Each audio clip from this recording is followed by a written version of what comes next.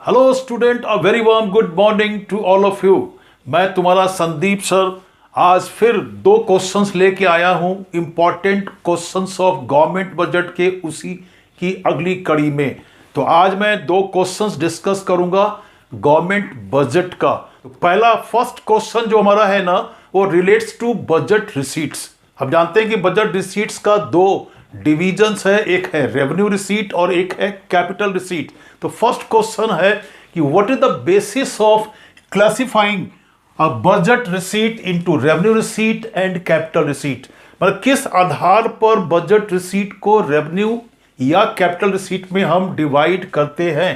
तो इसका अब आंसर कैसे लिखेंगे कि बजट रिसीट्स जो भी है गवर्नमेंट बजट का, उसे हम क्लासिफाई करते हैं as revenue and capital receipt on the basis of the two factors. One of them is creation of liability, that is called burden of payment. ठीक है, बोझ जो पेमेंट का या रिटर्न ऑफ द अमाउंट कहते हैं।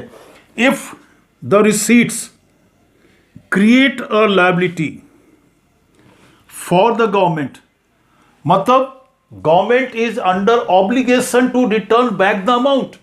पैसा तो आया लेकिन उसे वापस करना है। Means the government, if the government is under obligation to return the amount, then they are termed as capital receipts.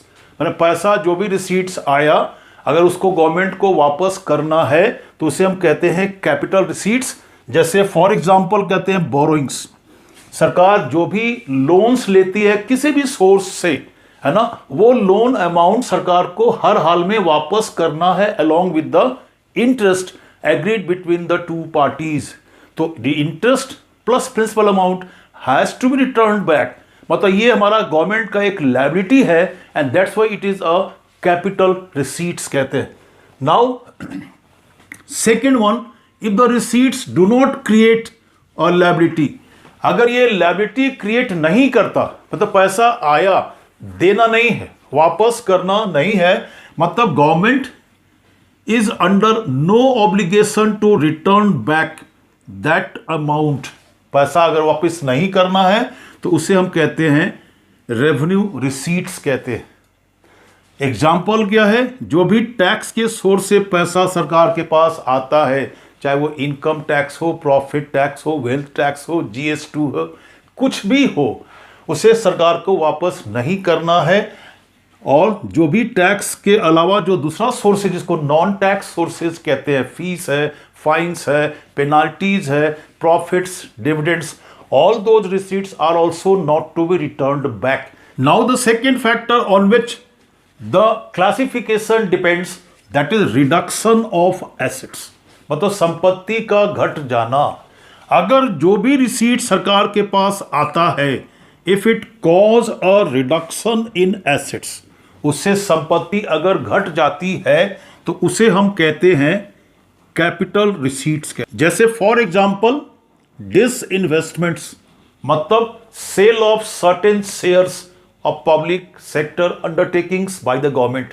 बेच दिया, पैसा आया, लेकिन जितना बेचा उतनी संपत्ति घट गई। रिकवरी ऑफ लोन्स, सरकार ने जो लोन्स दिया था स्टेट गवर्नमेंट को या दूसरे एजेंसीज को, अगर वो लोन रिकवर हो जाता है, गवर्नमेंट के पास रिटर्न बैक हो जाता है इंटरेस्ट के साथ, मतलब अब आगे इंटरेस्ट आना बंद हो गया, इसे हम कहते हैं एसेट्स घट जाना। तो रिकवरी ऑफ लोन्स जो हमारा है वो भी क्या है, हमारा कैपिटल रिसीट्स है। नाउ सेकेंड वन, अगर ये receipts do not cause a reduction in assets, अगर संपत्ति ये रिसीट्स नहीं घटाता तो ये हमारा क्या है, रेवेन्यू रिसीट्स कहते हैं। जैसे रिसीट जो हमारा है इंटरेस्ट का है, अगर सरकार लोन देती है स्टेट गवर्नमेंट्स को या यूनियन टेरिटरीज को, तो एनुअल रिटर्न है इंटरेस्ट का। हर साल एक फिक्स्ड रेट पर सरकार के पास इंटरेस्ट आता। सपोज 100 करोड़ लोन दिया, 10% का रेट ऑफ इंटरेस्ट है, तो 10 करोड़ सरकार के पास हर साल आएगा। मतलब 10 करोड़ हर साल संपत्ति बढ़ेगा, घटेगा नहीं। मतलब ये इंटरेस्ट जो रिसीट है, it does not cause a reduction in assets, rather it increases assets. तो ये हमारा है रेवेन्यू रिसीट्स। तो ये हमारा हुआ पहला क्वेश्चन कि किस आधार पर हम बजट रिसीट्स को दो पार्ट में डिवाइड करते हैं, एक है रेवेन्यू रिसीट और दूसरा हमारा है कैपिटल रिसीट। सिंपल क्वेश्चन है। अब आते हैं दूसरा क्वेश्चन, जो एकदम सिंपल क्वेश्चन है, जो बजट रिसीट्स का दो कंपोनेंट है उसके बीच का अंतर क्या है, मतलब differentiate between revenue receipts and capital receipts. तो लिखेंगे क्या आंसर्स में, main points of differences between the two are, और फिर दो कॉलम्स बनाएंगे। लेफ्ट साइड में लिखेंगे revenue receipts, right side column में लिखेंगे कैपिटल रिसीट्स, और पॉइंट टू पॉइंट डिफरेंशिएट करेंगे दोनों कंपोनेंट्स के बीच का। तो फर्स्ट जो हमारा होगा एज यूजुअल मीनिंग पर फोकस करेंगे दोनों में। तो रेवेन्यू रिसीट्स किसे कहते हैं, तो ये हमारा एस्टिमेटेड रिसीट्स है गवर्नमेंट का from tax and non tax sources. Tax के सोर्स से या नॉन टैक्स सोर्सेज से जो पैसा आता है सरकार के पास, जो एस्टिमेटेड रिसीट्स है उसे हम कहते हैं रेवेन्यू रिसीट्स। अब इसका मतलब क्या है कैपिटल रिसीट्स का, तो ये हमारा एस्टिमेटेड रिसीट्स है from sale of assets and borrowings.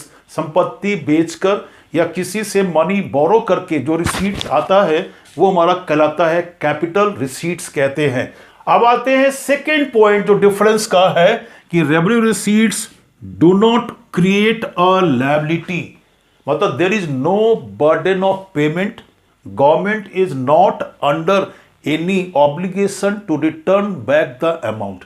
पैसा वापस नहीं करना है ना। लेकिन कैपिटल रिसीट्स में क्या है कि दे क्रिएट अ लायबिलिटी। जैसे suppose amount is borrowed, it has to be return back, देना है वापस, मतलब there is a liability in the capital receipts. Third point हमारा यहां पर क्या है, थर्ड पॉइंट कि they do not cause reduction in assets. जो भी रिसीट सरकार के पास आता है रेवेन्यू सोर्सेज से, वो संपत्ति घटाता नहीं है। लेकिन जो कैपिटल रिसीट हमारा यहां पर है वो क्या करता है, they cause reduction in assets. Suppose for example disinvestment, सरकार ने कोई संपत्ति अपने पब्लिक सेक्टर अंडरटेकिंग का कुछ हिस्सा या पूरा हिस्सा बेच दिया, पैसा तो आया लेकिन संपत्ति घट गई। ये हमारा है तीसरा फीचर। फोर्थ पॉइंट हमारा क्या है कि जो भी रेवेन्यू रिसीट्स है रेकरिंग नेचर का है। क्या ऐसा है कि एक बार हमने टैक्स पेमेंट सरकार को कर दिया इनकम टैक्स, तो अगले साल नहीं देंगे, हर साल टैक्स का पेमेंट हमें करना है। मतलब ये हमारा एक रेगुलर इंटरवल्स पर सरकार के पास ये पैसा आता रहेगा। मतलब ये जो रेवेन्यू रिसीट्स है ये रेकरिंग नेचर का है। लेकिन so far as capital receipts are concern, ये रेकरिंग नेचर का नहीं है। एक बार हमने आज संपत्ति बेच दी तो क्या कल बेचने की कोई जरूरी है? नहीं। आज हमने किसी से उधार ले लिया तो कल भी लेंगे, कोई जरूरी है? नहीं। जब रिक्वायरमेंट्स होगा then always these activities are undertaken और रिसीट्स आर देयर। लेकिन ये रिपीटेड रेगुलर इंटरवल्स पर नहीं होता, इसलिए होते हैं ये नॉन रेकरिंग नेचर का है। और पांचवा पॉइंट हमारा लिखेंगे हमेशा एग्जांपल्स, दोनों के केसेस में बिना एग्जांपल्स का क्वेश्चन अगर लिखोगे आंसर्स तो एक नंबर डिडक्ट हो जाएगा, मतलब एक नंबर मिलेगा नहीं।